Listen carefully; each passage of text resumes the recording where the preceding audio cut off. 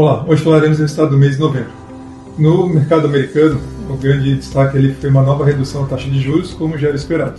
Em novembro a gente teve uma redução de 0,25 e agora em dezembro a gente teve mais uma redução de 0,25. Então a atual taxa de juros dos Estados Unidos está em 3,75%. Um ponto de destaque lá nos Estados Unidos é que a economia continua acelerada, mas começa já a ter algum arrefecimento, uma desaceleração no mercado de trabalho. E aqui talvez um ponto interessante, né? Diferentemente do Banco Central do Brasil, onde o foco é a inflação, nos Estados Unidos, além da inflação, eles também têm como foco a questão do emprego, do desemprego, no caso, né? Então, eles acabam sempre analisando esses dois pontos para a definição da taxa de juros, um pouco diferente do que como é realizado aqui no Brasil. Diante disso, eu já tenho algumas expectativas que ao longo de 2026, talvez já no início de 2026, a gente comece a ter aí talvez uma suspensão dessas reduções de taxa de juros justamente em função desse mercado de trabalho. Mas vamos aguardar para ver como é que vai se comportar. Quanto aos resultados aí nas principais bolsas mundiais, a gente teve os Estados Unidos basicamente no 0 a 0, ficou positivo em 0,1, o S&P 500. A principal bolsa na Europa, Stoxx 600, subiu 0,8 e na China caiu 2,5%, Xangai.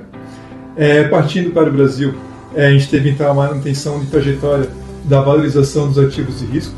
Então a gente teve pelo quarto mês consecutivo uma valorização na Bolsa Brasileira, o Ibovespa. Ela valorizou 6,40%.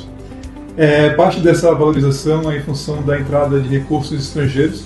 Então a gente está vendo aí uma saída de recursos estrangeiros que estão saindo dos países desenvolvidos, que nem Estados Unidos, por exemplo, indo para países em desenvolvimento, como o Brasil, é um exemplo. México, enfim, outros, Índia, mas o Brasil é um desses locais que estão recebendo esses recursos. Quando a gente começa a ter esses períodos maiores de valorização da Bolsa Brasileira, a gente já começa agora a ver também mais pessoa física, também entrando, aplicando, aumentando suas exposições em bolsa. Mas quando a gente conversa com outras entidades de previdência como a Celos, a gente é consenso de que temos uma alocação em renda variável, mas não há uma expectativa de aumento muito considerável nessa alocação.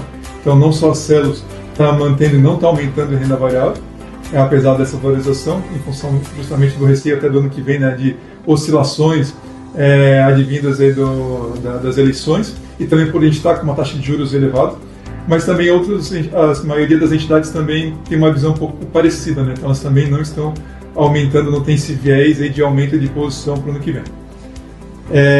Partindo agora para os resultados do plano misto, então ele rentabilizou 1,37%, então foi uma rentabilidade bem interessante, versus uma meta de 0,48%.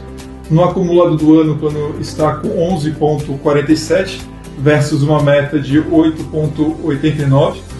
O grande destaque na rentabilidade do mês foi as ações da Celesc, renda variável. Então a renda variável teve uma valorização de 18,2% e as ações da Celesc foi o grande responsável por essa valorização. Ela valorizou 21% no penúltimo dia do mês, especialmente. Os fundos de ações também tiveram aí um benefício, mas o grande destaque aqui foi a valorização aí, até fora do padrão das ações da Celesc, aí especialmente no penúltimo dia do mês e no mês então com 21%.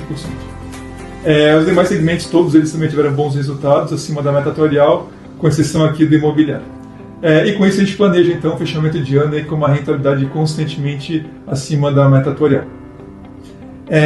Partindo então do plano transitório, ele rendeu 1,54% versus uma meta também de 0,48%. E no acumulado do ano ele está com 11,80%. Os motivos foram os mesmos parecidos aí do plano misto. E por fim, então, para mais rendeu 1% e acumula no ano 12,35%. Para mais informações, acesse o site da Celos.